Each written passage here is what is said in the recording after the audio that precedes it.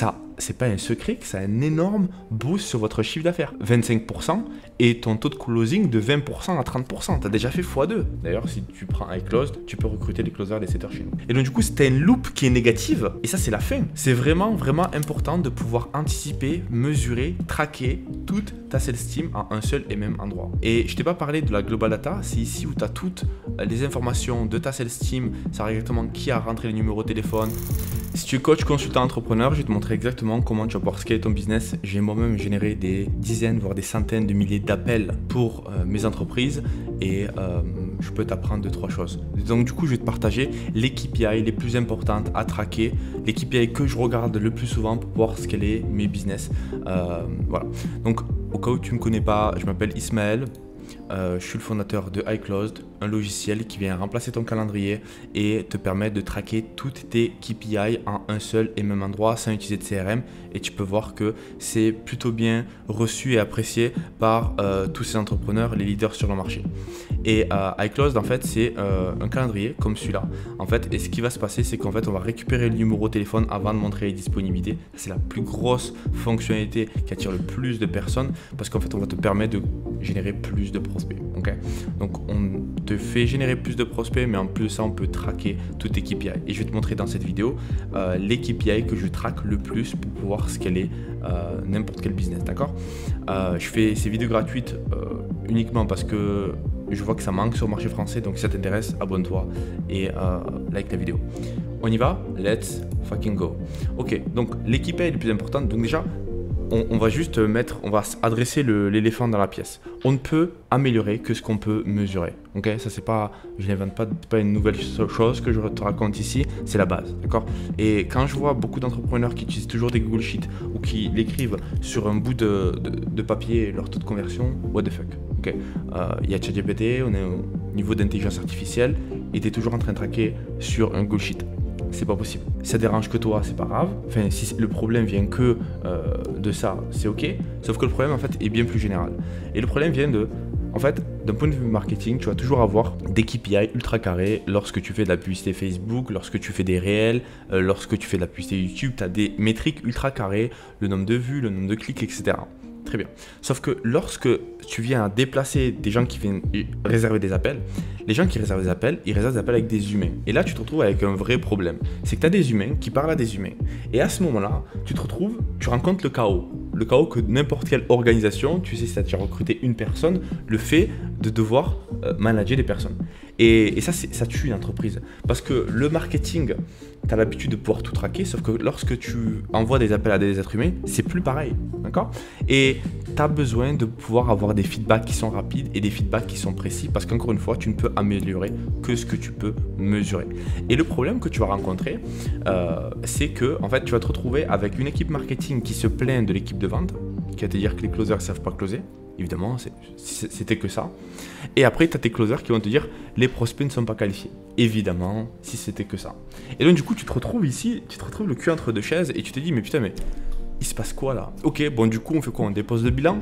Ce qu'il faut garder en tête, c'est que c'est toi le capitaine du navire. Tu es l'entrepreneur, ok? Et c'est toi qui as ta carte bleue partout, dans tous les outils, c'est toi qui dépenses en publicité, c'est toi qui dépenses ici et là et là. Et à la fin, c'est toi qui fais ton bilan comptable. Donc, c'est toi qui es responsable de tout ça. Donc, c'est pour ça que tu peux soit, étape 1, gueuler sur tout le monde, virer des gens et tout ça, sauf que en fait, ça ne réglera pas le problème. Il faut régler le problème plus haut. Et la meilleure manière de faire ça, c'est avec la technologie parce que c'est assez simple de le faire.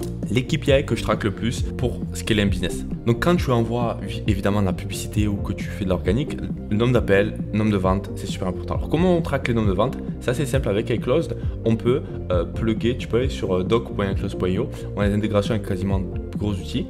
Et si tu ne trouves pas les outils, tu peux toujours plugger Zapier et Make. Mais par exemple, si tu utilises Stripe, tu peux directement cliquer et faire ton intégration avec Stripe en un seul clic. Tu as une intégration et tu cliques là. Ok, très bien. Ce qui va se passer, c'est que maintenant, tous les prospects qui ont réservé des appels, on va pouvoir, si jamais il y a un paiement qui se passe après sur Stripe, on pourra associer un paiement à ça et on va pouvoir automatiquement traquer la vente et donc du coup updater le taux de conversion, le taux d'engagement.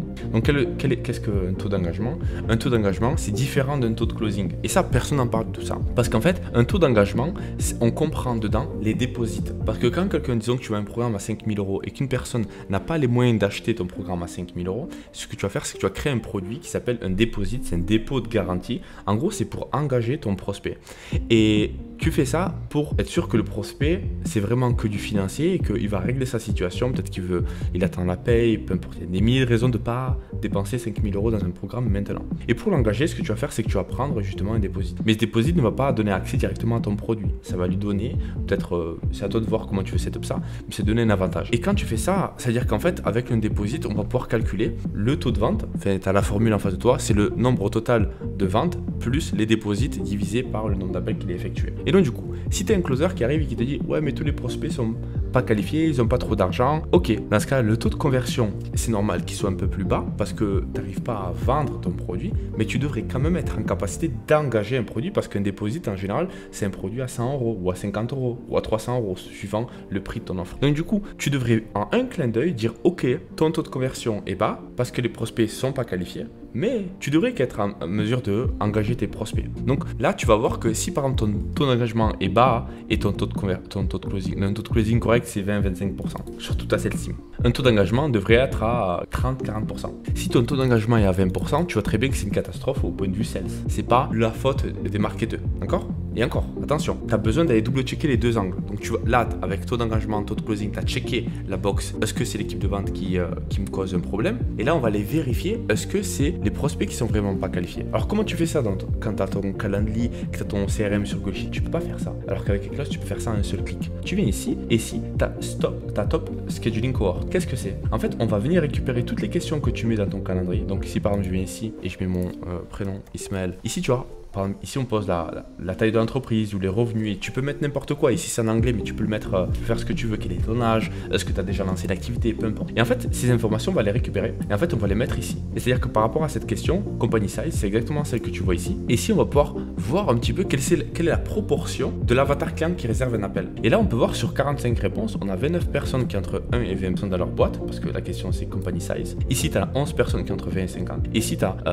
33 et ici, tu as 27. C'est-à-dire qu'en fait, on a 60% de personnes, je suis malade, on a 60% de personnes qui ont plus de 50 personnes dans leur boîte. Donc c'est énorme. Donc vous venez pas me raconter que c'est à cause des prospects. Parce que les prospects sont qualifiés. Ok? Donc comme ça, en fait, tu vas pouvoir arriver à voir la vérité. Sans forcément avoir à... Et ça, tu peux le voir même avant. Parce qu'en général, si ton closer vient te dire que c'est la merde, c'est trop tard. Parce que le closer, il va pas venir te voir. Ils vont faire l'autruche, tu vois, quand ça close pas. Et donc du coup, toi, il te faut lire les performances avant pour anticiper avant que tu aies un gros problème. Parce que sinon, c'est quoi? Tu vas devoir virer le closer? Non. Alors que là, ce que tu pourrais faire, c'est que tu pourrais envoyer ton sales manager ou toi-même aller réécouter les appels pour pouvoir lui donner quelques indications et pour voir si dans les 7 prochains jours, il va faire mieux. Pourquoi pas? Donc ça, après, tu as le show up rate. Show up rate, c'est non. On a un forecasting tool. En gros, tu as ses KPI, tu as une personne qui dépense 500 € par jour. Elle a des coûts par clic sur Facebook à 1,50 €. Elle a un taux d'opt-in qui est vers la VSL de 20%. Elle a 10% de personnes qui réservent un appel. Elle a un produit à 5 000 €. Elle a un show up rate qui nous intéresse à 60%. Elle a un closing rate à 20%. Cette personne génère 93 000 € par mois. Okay.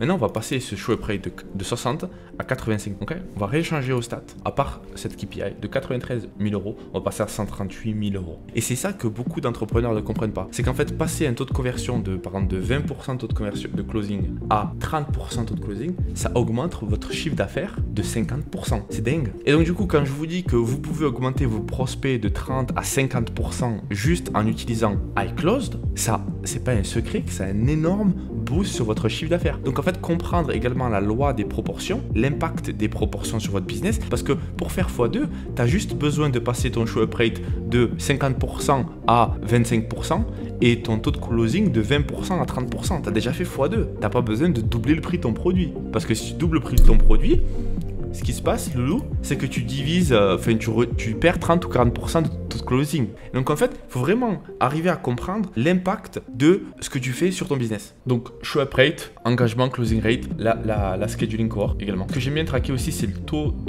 d'occupancy. Donc ça, c'est un compte test. C'est pour ça que l'occupancy, en fait, c'est un outil qui va venir traquer et te dire exactement est-ce que ta sales team est full ou pas. Est-ce qu'elle n'a pas de créneaux disponibles ou est-ce qu'elle a encore des créneaux disponibles.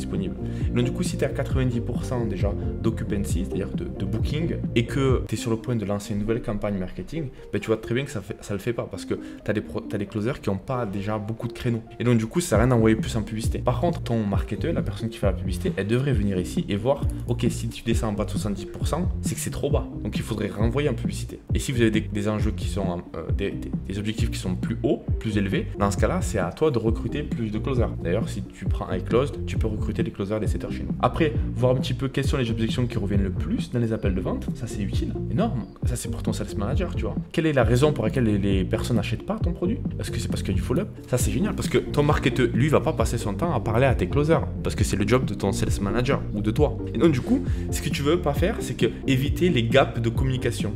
Si le sales manager n'est pas au courant que le marketeur va envoyer une campagne publicitaire, mais tu vas me dire c'est pas un problème, c'est pas son job. Ouais, mais peut-être que sur cette campagne publicitaire, tu as des prospects qui sont un peu moins qualifiés, donc il faudrait peut-être même juste tenir en alerte le sales manager pour qu'il puisse vous donner des feedbacks le plus rapidement possible. Parce que si tu attends 5 ou 6 jours à dépenser 1000 € par jour, tu as peut-être déjà perdu 6000 €. Ok, t'es riche, c'est pas grave. Les 6000 €, on les jette par la fenêtre. C'est fine. C'est pas grave. Parce que tu veux un programme à 5000 €, c'est à rembourser.